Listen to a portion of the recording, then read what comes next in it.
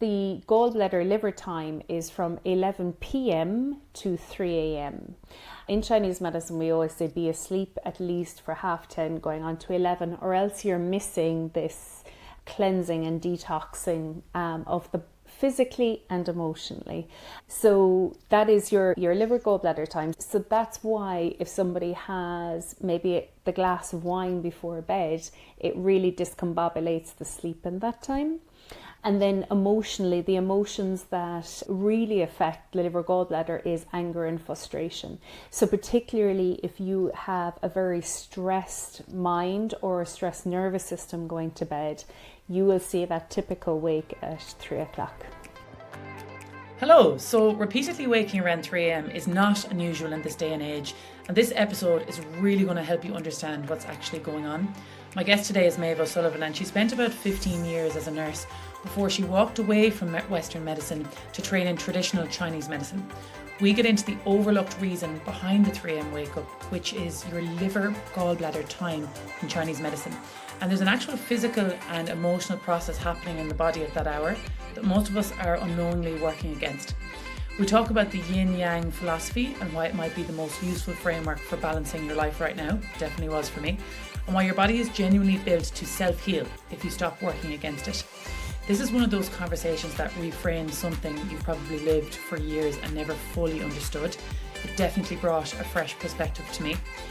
I'm Rebecca Holland. This is the Health with Holland podcast. Here is Maeve. I hope you enjoy. Hello, welcome Maeve O'Sullivan. I'm very excited for this conversation.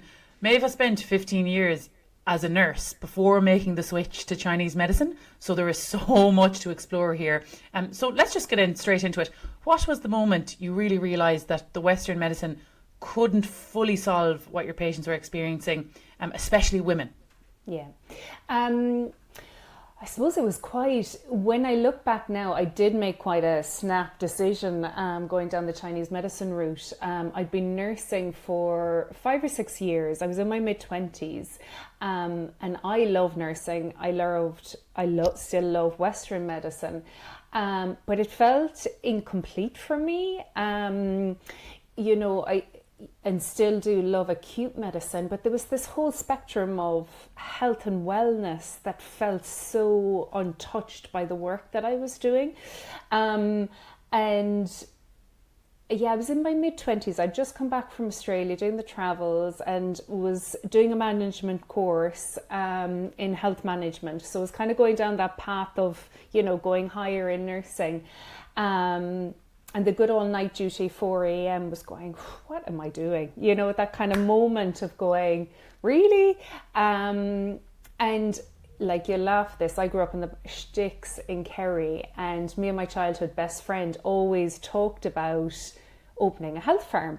And only the elite now could come, it was like helicopter access.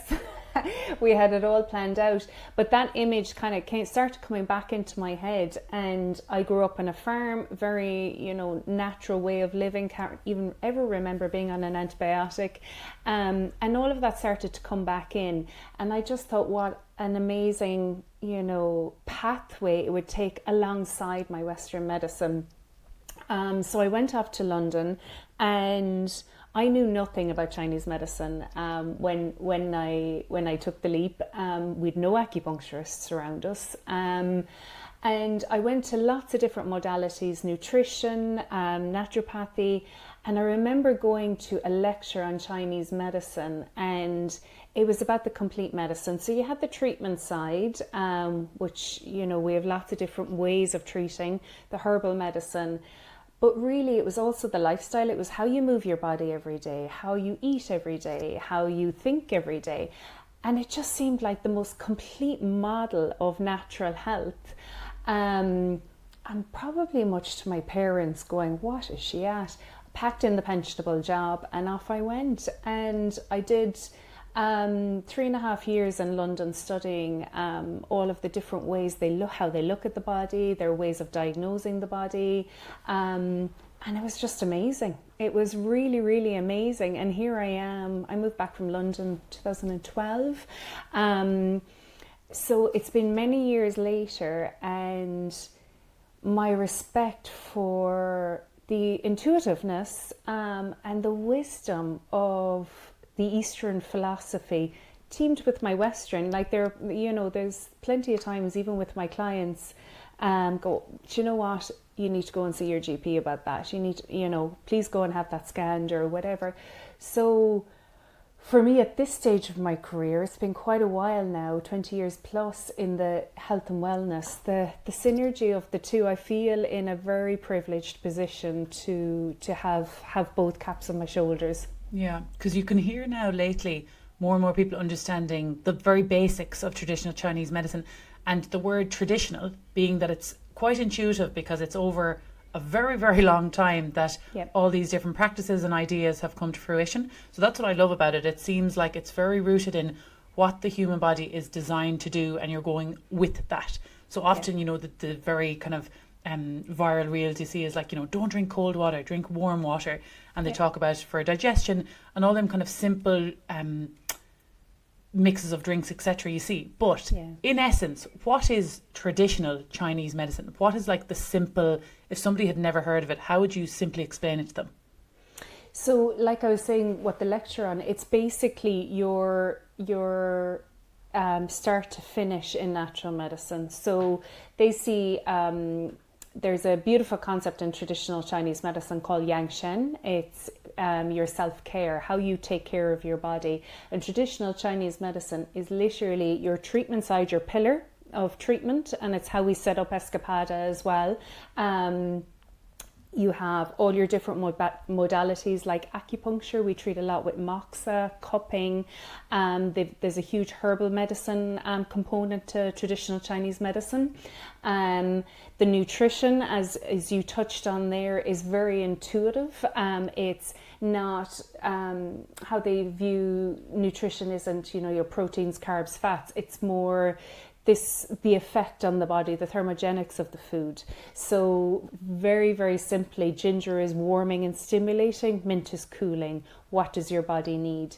So almost using nutrition medicinally, and then how you eat according to your body and your body's constitution. And how you move your body every day. So traditional Chinese medicine is all of those components of care. And if you think about how, Chinese medicine was formed, Western medicine was in labs and, biopsies and scans, and Chinese medicine, and probably to its default, is there's such a difference in language, and like this it was tricky for me as a Western medicine practitioner coming in as a nurse. It's a whole different way of moving with the body, but it was like this behavioral science of thousands of years, how we intuitively, treat the body. So they're looking at the body in terms of patterns of disease. So they're looking at, nature, how nature influences our body, what puts things back into rhythm. It's not looking, at every molecule on the inside. It's going, okay, so gut health or digestion isn't working very well. Okay, that had an impact on the immune system. And putting all these patterns together over thousands of years, and how to put it back into balance naturally. So that is traditional Chinese medicine. It is this long-standing intuitive behavioral science, and it's fascinating. I suppose at this stage of my career, when I even look at the advancements of Western medicine, I'm like, oh my gosh, like Eastern medicine has been saying that for thousands of years. Even all the latest research of gut health, how we look at the nervous system, they had it because they were looking at the human body. They were, what's in front of you. It's interesting as well when you say, like, you look at the bird's eye view and then you go in to a closer lens, but a lot of the time it's nearly the reverse. You go in really microscopic and then you take a look back instead of logically looking out to look back in. I think that's really interesting, that all-encompassing approach, understanding everything is systemic, tied together. One thing is not in isolation. And I think absolutely a lot of the time Western medicine can go into that piece of isolation and almost forget about all the other things we need to address, because when we think of it, we love shortcuts as humans. So we like to think, okay, there's a bleeding cut, let's put a plaster on it, But that might in that instance be okay, but most of the time when it's something to do with what's happening in the system, like say we look at a woman in her, early 40s, and she feels like her, she can't sleep properly, she can't lose weight, her body doesn't feel like hers anymore. That's exactly the situation when you need to use that all-encompassing approach, rather than saying, oh, actually, you just need an antidepressant and you just, need this one solution that'll fix you.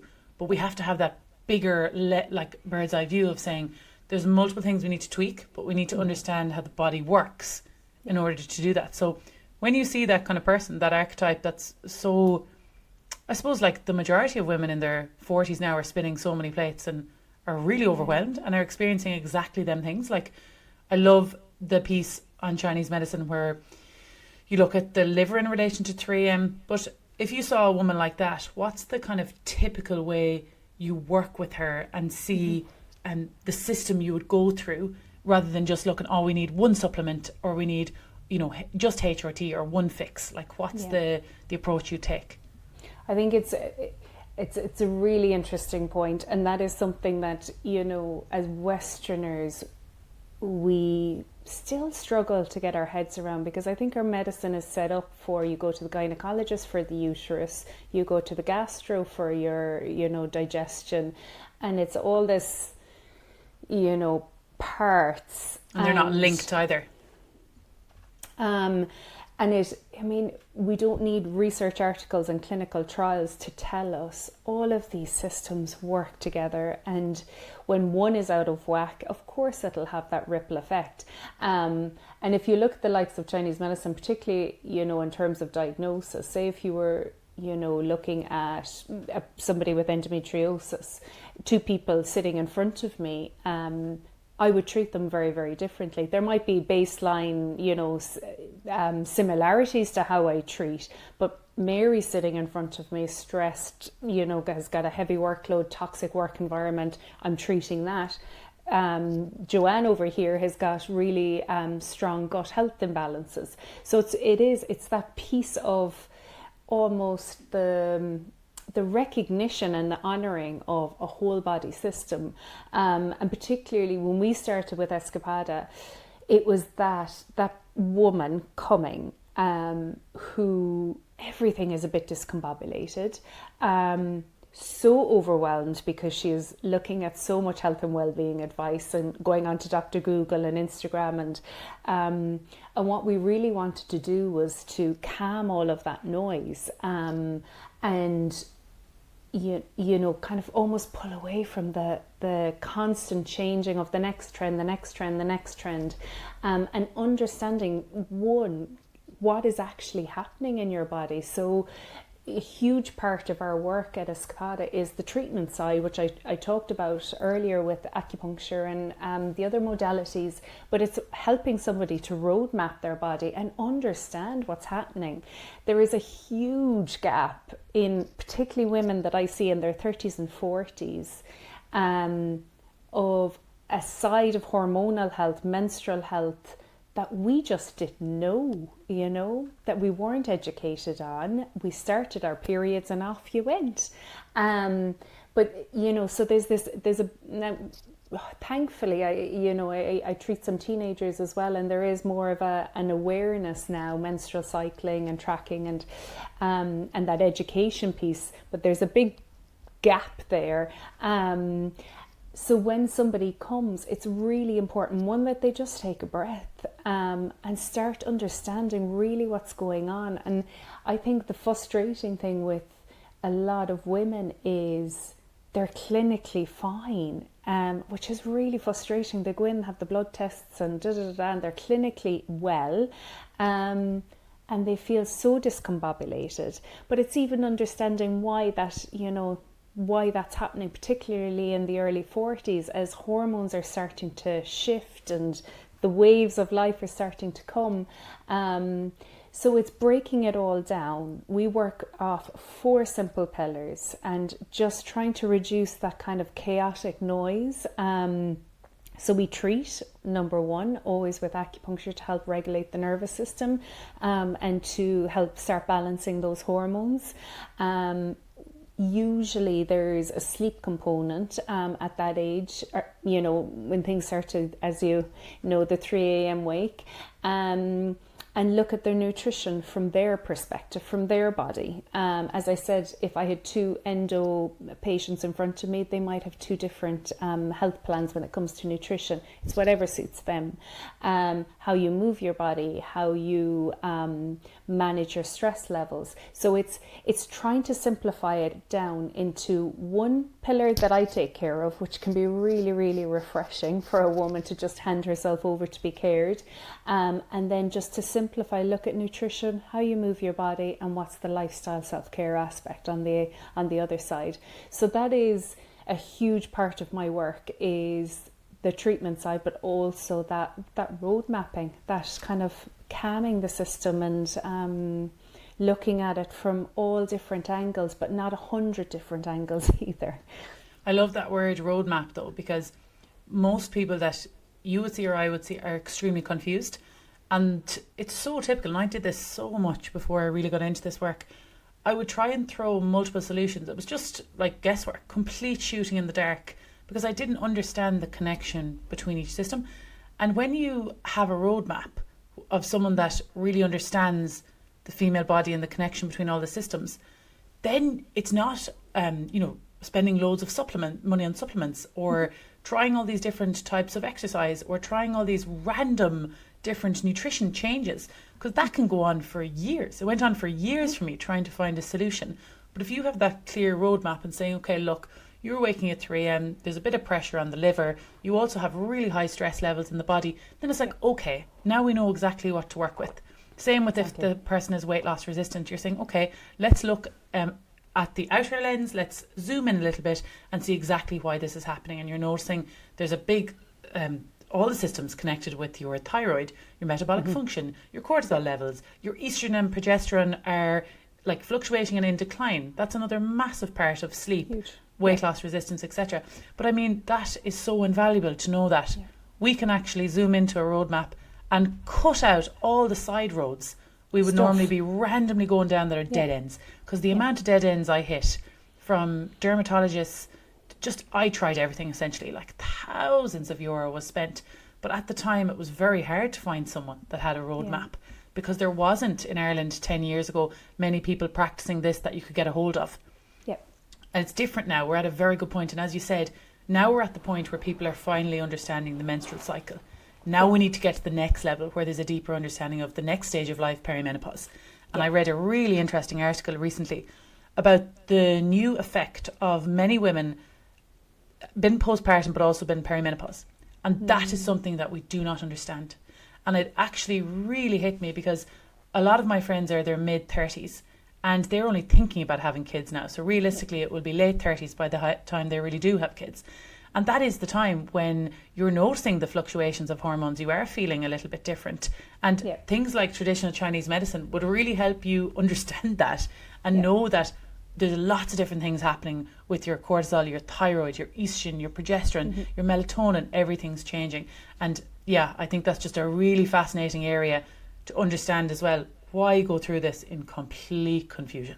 Absolutely. And that's it. And I think, this might sound like an anti-feminist conversation. It's not at all. But women have fought for so long to have their careers, have family, be the perfect mom, and it's, it can happen, but we still need to, alongside those conversations, yes, you're having perimenopausal women who are also postpartum, but also their systems are fraught from trying to do it all for years now, I really like to think of that when you can white knuckle it in your 20s, early 30s, mid 30s, maybe even late 30s, right? Keep white knuckling, but perimenopause will say, we're putting an end to that now. We've had enough of that. Your stress tolerance is less, so I'm not going to let you do that. So I'm going to make you slow down with fatigue, with poor sleep. I'm going to really put the brakes on. And you can't actually white knuckle your way through it. The body will just say a hard no. And I have so many clients that the body has done that. And then you're at a point you really have to aggressively change things. Otherwise you are stuck in a state of like chronic fatigue, for example, or just really deeply disappointed with not being able to get be the weight you want to be, even just to the fat loss piece can be really, really, really difficult for a lot of women at that age. So I'd love to hear about that in terms of like the people that come to you. Let's just first look at the poor sleep, because I think that's the root cause of so many other things. So if we look at the poor sleep piece and touch on the liver and really understand that from a Chinese medicine perspective. Yeah. So there's a concept, as I said earlier, the language of Chinese medicine is very different from Western medicine and how they look at the organs, the organ functions. So when Chinese medicine was being formed, it took a lot of inspiration from nature. So you will hear a lot of the terminology around Chinese medicine and the functions of different organs, of how nature evolves and how it fluctuates and how it comes back into balance. So there's a concept in Chinese medicine called the 5 elements: wood, fire, earth, water, and metal. And each element has a different pairing of organs, a yin and a yang. So we've heard of the yin and yang. So intuitive. It's, if we look at Western speak, it's sympathetic, parasympathetic nervous system. It's this kind of duality of how our body functions together. The wood element, which interestingly is each element then has a different season attached to it. So you move through the seasons, you look at strengthening and nourishing certain organs at different times of the year, which gives again a beautiful holistic way of working with your health, so that you pay attention to each part of your body right through the year. So you're not always just focusing in on one. Right now it's liver gallbladder time, it's springtime. So this is where we cleanse, we let go of things that are no longer serving us. It's where we pay attention to our liver. But interestingly, it's also when a lot of people have sleeping problems, because it's the yin of the winter, which was the cool, the quiet, the hibernation, the introspective. Now nature is starting to come out and become yang, the growth and the expansion, and it can really discombobulate people's sleep. And a reason for that is there's a concept in Chinese medicine called the organ clock, where even on a 24-hour cycle or a 12-hour cycle, you look and pay attention to the different organs, or if there's an imbalance within the organ, it typically comes up at that time. So, early morning is large intestine time, where, you go to the toilet, and you go into digestive time, where you have your breakfast, and so on and so forth.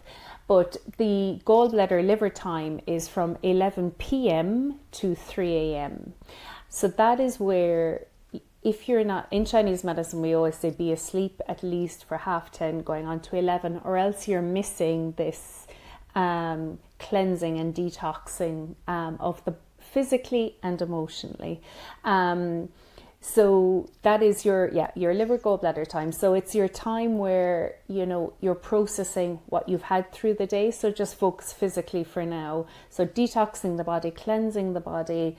So that's why if somebody has maybe the glass of wine before bed, it really discombobulates the sleep in that time. Or they've had heavy meals, or it's struggling, and then emotionally, the emotions that really affect the liver gallbladder is anger and frustration. So particularly if you have a very stressed mind or a stressed nervous system going to bed, you will see that typical wake at 3 o'clock. That's such an interesting explanation. It's amazing. And then it goes further into lungs after 3 a.m. to 5 a.m. And the lungs, the emotion attached to the lungs in Chinese medicine that impact the lungs is grief and sadness. And you will see it's even in Western speak. It's one of the questions for, looking at depression and low mood is there any early morning waking? So that's what I mean about, it's so intuitive. It looks at the real reason why behind it all. That's amazing to hear, and really makes a lot of sense as well if you think about what happens, typically to someone in the evening. It is the heavy meal, the wine, lots of things that put pressure on the liver, plus it's trying to detox estrogen, for example. Yes. There's a lot of overloading of the liver, especially then with endocrine disruptors, perfumes, pollution. Exactly. The liver is household doing chemicals, so much. household chemical. The liver has never had to work so hard for a human being as it does now. So you really have to facilitate that by, as you say, getting to sleep. Ideally 10:30, having the evening meal earlier. Yeah. Looking at your kitchen and saying, can I get these plastic lunch boxes out? Can I put in glass ones? Same with my bottle. Can I stop putting perfume on my skin? Here I go again. I'm always saying this. I know. And just really removing the endocrine disruptors, because we need to take care of our livers. And the livers is one of the, we need to really pay attention in perimenopause because of what's happening with estrogen.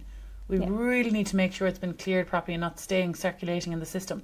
So I love that, to really understand. And as well, if you think of especially the perimenopause, what do you hear all the time from your clients? I used to be able to have 3 glasses of wine or 4 glasses of wine. Now I only have 1 and I'm hungover. Because our livers are overloaded, physically and emotionally. And also like that piece of course, then in your 30s, 40s, you have usually a lot more mental load. Like the amount of extra emotions, like me now at 36 comparing to, we'll say 29 before I had kids, the difference in them years of even the to-do list in my mind is unbelievable. Just taking care of other people. And then when you bring that to, we'll say later perimenopause, you might have kids plus parents to mind, plus a career that's you're going up in ranks and you have more brain fog. So it's like we really have to look at removing the blocks. Like, what are all the blocks you see typically with them, that kind of person? What do they need to remove? Because I think the other day I was like, okay, I was working with a client and I was like, right, we need first a to-do less of list before we do a to-do list. 100%. And I think that's a Chinese medicine, no doubt, would be very good at looking at someone with a Western lifestyle and thinking, okay, we need to remove some things. And a lot of the time as well, it's not, we can only remove so much stressors. We can't get rid of our job, partner, kids. Like, we have to work with what we have. So we have to be realistic. But what would you say are some of them blocks?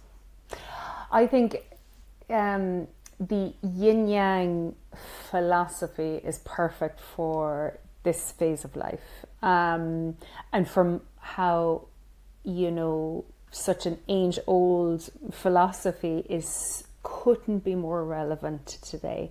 So if you think of yang, the doing, and we need yang, don't get me wrong, the sunlight versus the nighttime, the getting out there, the doing, the good stress, but also the being on the go constantly. And what I actually see a lot of the time is, I literally just talked to my last client about it, the yang exercise, and not balancing all of this yang, go, with the yin. So if you take, very simply look at exercise, so your yang exercise being, your weights, your running, the gym, the HIIT, the spin, but that needs to be balanced, particularly at this stage of our lives, with the yin exercise. So the more mindful, where you're creating space to just calm the body, to allow it to exercise in a different, deeper way. And that's just one of the ways. The yin-yang, philosophy, that duality of needing both, can be, it's estrogen, progesterone. It's this duality where we need to take care, throughout our whole system. So very often when I have the lady coming to see me, and sometimes I feel like an absolute fraud, because I'm like, well, actually you need to start really simply, and you just need to reduce. Stop adding in all the time, adding. And very often, like you say, some of the stressors you cannot remove. We all have the mortgages, we all have the double cars, we need, to go to work.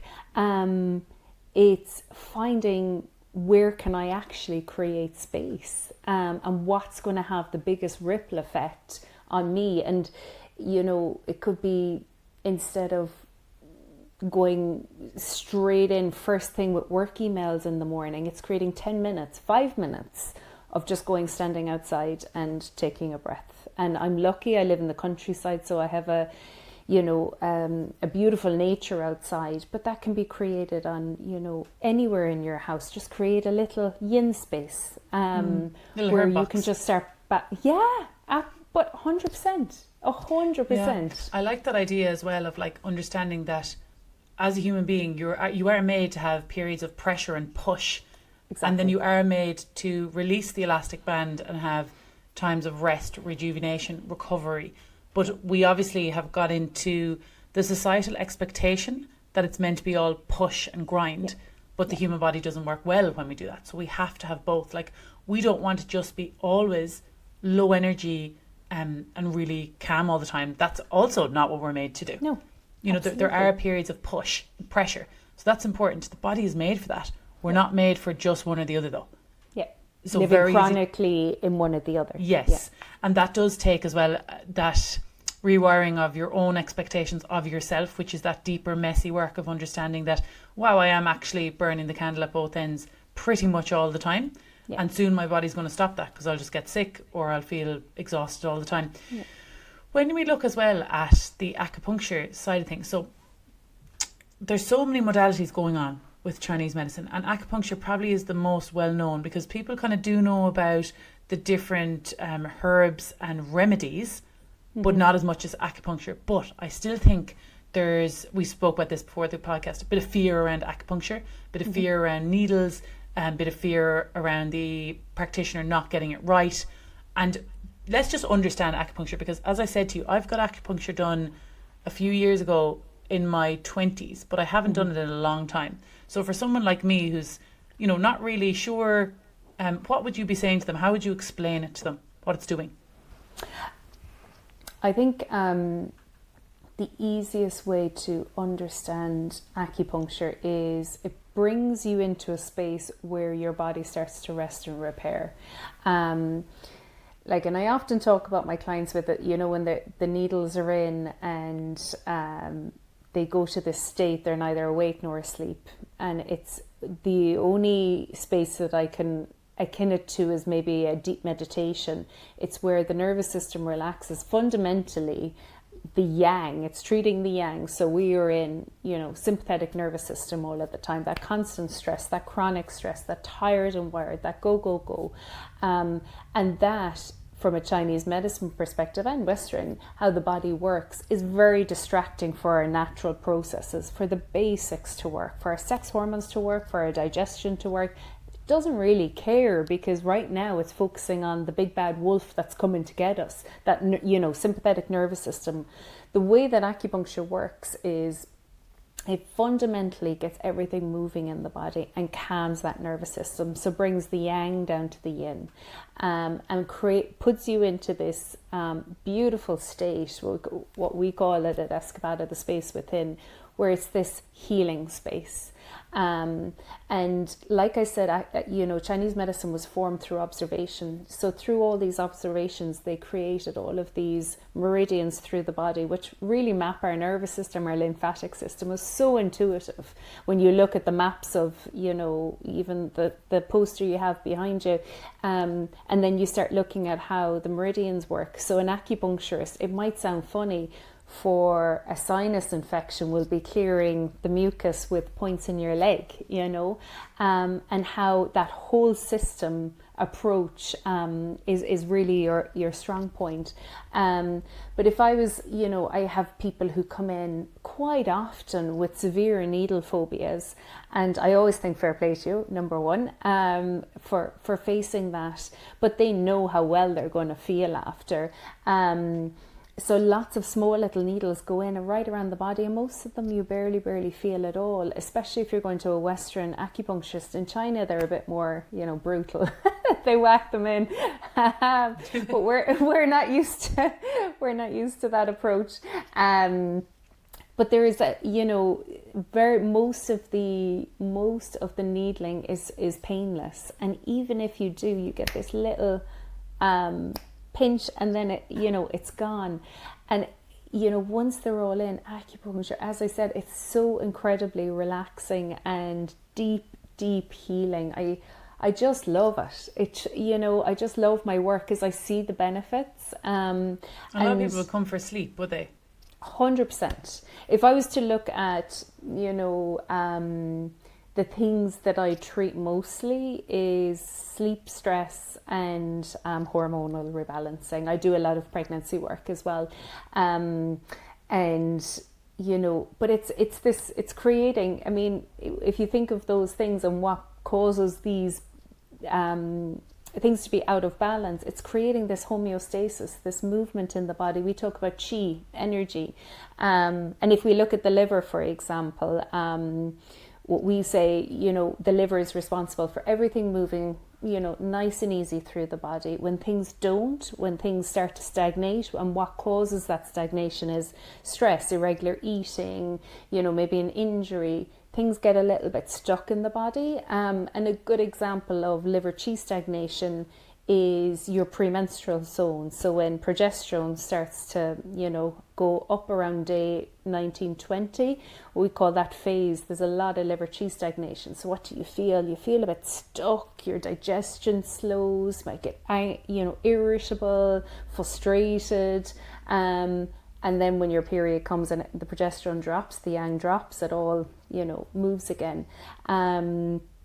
So acupuncture it's just fantastic at creating that homeostasis in the body for your body to just do its job. Your body is an amazing self-healing machine. You just need to put it in the right environments, whether it's acupuncture, whether it's in nature, going for a walk, the yin, those yin spaces where you ignite your parasympathetic, your rest and repair. And that's why sleep is so important. It's where our body's calm enough to just repair. When is it most effective and when is it least effective? That's something I always wonder about with acupuncture. What's the right scenario to allow it to do its job for someone that, for example, comes in really chronically stressed? I think there's different ways of treating, so it will always be effective. It's a different conversation. Western medicine is better treating some things than others, as is acupuncture. And definitely for a lot of acute illness, I wouldn't even say it's less effective, but sometimes you need the input of Western. For someone when they're chronically stressed, literally putting a pin in it is the biggest. It's like, and it's the biggest release. People will spontaneously start crying. I would say just go. Just go for treatment, try it out. You get used to the needling so quickly within 1 or 2 sessions. I come from a nursing background. I'm also an acupuncturist, and I still get nervous with needles. So I'm putting them in all day long, even in my nursing days. But you get used to the needling really, really fast, and particularly with someone with a needle phobia. It's a really beautiful way to actually deal with your phobia, because your brain starts to recognize that these needles make me feel better, and it relaxes the nervous system as well. So honestly, there is no good or bad time, particularly when as I get to know someone. There's particular times I like to see someone. So what I mean by that is we treat differently.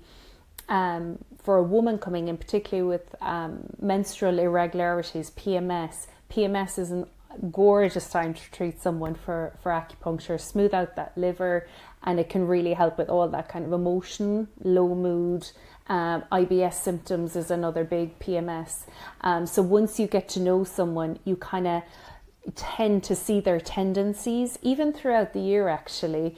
So you can have a cycle work, but also through the year you could have somebody who goes on 3 antibiotics for sinusitis a year. They get the same sinusitis at the same time of the year every year. You can do so much preventative work leading into that so that they don't need to go on the antibiotics. Yeah. So it's getting to know your body, and for your acupuncturist to get to know you. I think as well the concept that you talk about, the body as a self-healing machine is important, because it's the expectation of when you treat that the body is really effective at being well.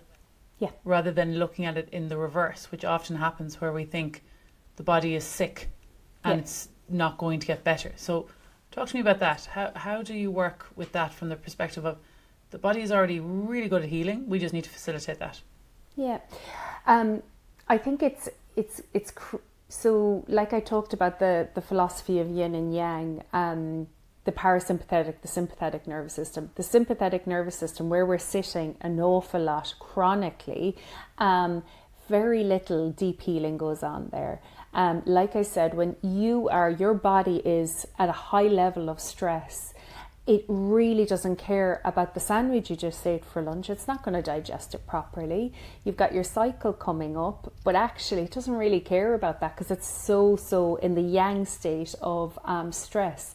And when you think about, what combats that in how to ignite that self-healing, one is good quality sleep. And I come back to this time and time again when I am road mapping. If you are not getting good quality sleep, it's really, really tricky because it has such a ripple effect on the next day, on the choices you make the next day, and how you're feeling and anxiety, and your body doesn't get into that restful healing state. Like I said, if you look through the pillars, the movement, balancing the yang with the yin exercise, so giving your body a chance to actually do the deeper movement and the nourishing movement rather than the let's call it the liver chi stagnation moving, where everything's moving and you're go. And then in terms of nutrition, where you're eating a diet that serves your body, that actually supports your system, rather than putting it and sparking it off. It particularly, if we all have inflammation to some degree, but if there's lots of coffee going on, lots of sugar going on, lots of process going on that is just sparking inflammation, your body's constantly fighting that over here. If it's not, nourishing and holding your center, your gut, then it's going to lead to that, imbalance. I think that's interesting when you look at nutrition as well. We kind of demonize different foods, but we have to remember how nuanced nutrition is for different individuals. Exactly. And how much less tolerance some people have for certain foods than others. So it's not a black and white thing of, you just can't eat that food. It's like, hold on now, where are you at in your body? The woman in perimenopause versus the woman in her early 20s. We have different tolerances to food. The body is always changing. The gut health is changing so much. Your microbiome changes so much in perimenopause. There has to be a different take on nutrients. And that's another thing. Now the nutrient density of a lot of our foods, because of maybe leached soil or more processed food in our diets, there is a lot less nutrients. So we might be eating enough calories, but not enough nutrients. And then that, again, is a stress on the body. So I think that's a really good way of looking at it. Like, look at your capacity. Maybe you are someone that really does need to work on eating majority of whole foods because your body is just not tolerating, as you say, too much inflammatory foods. Another person, you might have a bit more bandwidth with that. Of course, most people, the more whole foods you can, but you do have to be realistic and know your body and know your limits, because I know for me now, my tolerance for alcohol is zero. My tolerance for excess caffeine, not there anymore. The body changes, and I'm very aware of that. And I try to make sure, like yourself, that clients are also aware of that, of how we don't need to completely go totally off ultra processed food, alcohol, everything, but you have to know what you need to do as an individual. Exactly. I think that is absolutely the nail, the head on the nail, or whatever that phrase is. It is in Chinese medicine. It's not always what you're eating, it's how you're eating. Big part. Exactly. And even you could be having your green smoothie, but if you were racing while you're having that green smoothie, you're not going to be digesting that. And understanding what suits you as a person. A smoothie first thing in the morning is a Chinese medicine no, because it's cold, it's heavy, and a lot of our digestion are weakened. So maybe have it later in the day, but something warm and nourishing. But many women will kind of push through with something where they actually go, I feel a bit after that, I'm bloated, but it's good for me. And they keep on trucking. Is there a lot of overlap with Ayurvedic medicine in this as well? Because that's also really understanding the how the system works with digestion, because I think it's really fascinating that like a lot of people will eat very cold breakfast, smoothie, yogurt. I now will not eat a cold breakfast because I understand the temperature of everything that's trying to digest that breakfast is like warm. I want a warm breakfast. And I think that even that understanding of like thinking about the temperature of your body, what would be digested most easily? Look at the way we cook the food, look at the temperature of the food. That's a really interesting one. Plus, teamed with that is, like you say, are you in a rest and digest state, or are you in fight or flight when you're eating this food? Are you actually even able to digest it properly to absorb the nutrients? You know, are you eating mindfully or just rushing your meals? All of that is equally, if not more important than the actual food you're eating. Absolutely. And I think that whole concept's interesting. I think exactly. It's managing how you're eating, and it doesn't simplifying. Like health and wellness and nutrition was never meant to be so confusing. Like really eat with the seasons, whole foods, figure out what your body, like what do you feel, you know, that feeling where you go, you know, whether it's a soup or that's the kind of feeling that you need to be having when you're eating. Then you know you're eating a food that is good for your system. Like I'll give a very quick example of my system, and most women, to be honest, love warm and nourishing. Even a mint tea will make me feel a bit because it's just too cooling for me. So it really is pulling back and go, is this suiting me? And it's not. I have, you know, and it's a frustrating point for clients when they go, but I thought a smoothie was really good for me. I'm like, yes, it is good for you. It has lots of nutrients in it, but it's not suiting your digestion. Maybe have it later in the day, or honestly, stewing your fruit and putting it on a nice warm porridge will serve your body way more. Yeah. So it's really, it's that intuitiveness, isn't it? That real, what suits me rather than, you know, a superfood that was promoted on Instagram. Yeah, it's almost like going the opposite way of, I think we went through a good few years of trying to tick the box with what everyone's saying, implement it all. And now almost saying, okay, actually, I'm not going to try and implement any of this. I'm going to look within, realize I'm the expert of my own body. Exactly. And I'm just going to be a bit of a detective in looking at what really suits me. Yeah. And I think like that just takes away so much of the confusion, because I definitely would feel so much people are super overwhelmed with their supplement stack, the foods they're 100%. Supposed to buy, the meals they're supposed to make. It's so overwhelming that even if you were to do textbook perfect nutrition, you'd be less healthy than someone that just did, you know, 70-30 rule, but they're doing it in a way that's not stressing them out. So, absolutely. And I think that's a really big component as well of how you're eating, is that, you know, that if you look at the work of the blue zones, you know, they're having a glass of wine every day, but they're living till 80s, 90s, you know, these are the people we aspire to be. But it's connection. It's eating under conditions where you're not in front of the TV, you're not having an argument, and you're not eating on the go. So your body is in a relaxed state. And like I'll coach my clients all the time to go, even if you don't have much time, just take 60 seconds to take a few breaths, calm the nervous system, and then have your food, and it will receive it a lot better. Much better. And I think that's a good point as well. I think we try to isolate with some studies, like, you know, the real benefits of caffeine or wine, and we try to blanket statement it. But that caffeine and wine could be really detrimental to you if, again, you're in that state of stress. You don't have the community piece. Like, there's so much weight to them blue zones having, you know, slow lifestyle, a lot of community connection. Exactly. That needs to be we need to understand how important that is. It's not, we're really looking at the granulars of their food, what they're eating, what they're drinking. That's not that interesting to me. It's all the other things that are happening around that. And that's what's bringing longevity. Yeah, that is. And that's the human connection. And, you know, do I think the person who's on 10 different supplements and 3 other types of different powders and the matcha and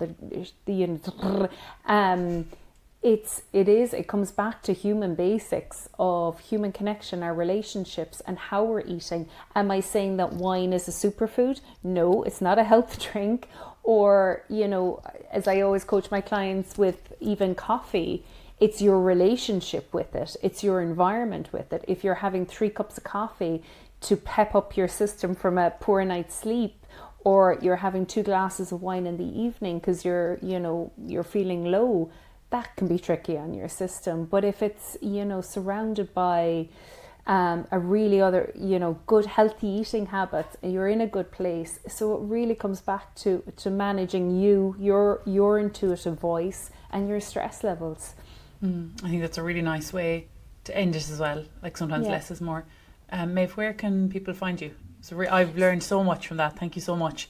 I'm definitely going to be ears open a little bit more now to anything that's traditional Chinese medicine for sure. Yeah. So Escapada is, we have a space here in Dunleary, just opposite like its work location goals, the Dunleary Baths here. So we have a clinic here. We actually have a sister, my business partner's in Hamburg. So very similar setup. We come together and run health retreats from time to time. But for anyone who's Dublin based, Wicklow local, they can come visit us here. Or I also do online health coaching as well for anyone, particularly around new diagnosis, and as we talked about, that road mapping. And what's your Instagram? So Escapada Health. Escapada Health. Maeve, thank you so much. I really enjoyed that. Pleasure. Really enjoyed it. Thank you so much. This conversation was such a good reminder that modern life doesn't always equate to good health. Often it doesn't actually. So slowing down and actually allowing the body to repair is so important. It's the part most of us skip right past. And if you want to go deeper into the nervous system regulation piece and really get rid of the 3 a.m. wake up long term, that's the exact work I do inside my Rebalance membership. The link to that is in the show notes. We keep it really simple in there. The exact daily steps you need, plus a community of supportive women around you. Okay, I'll see you in the next episode.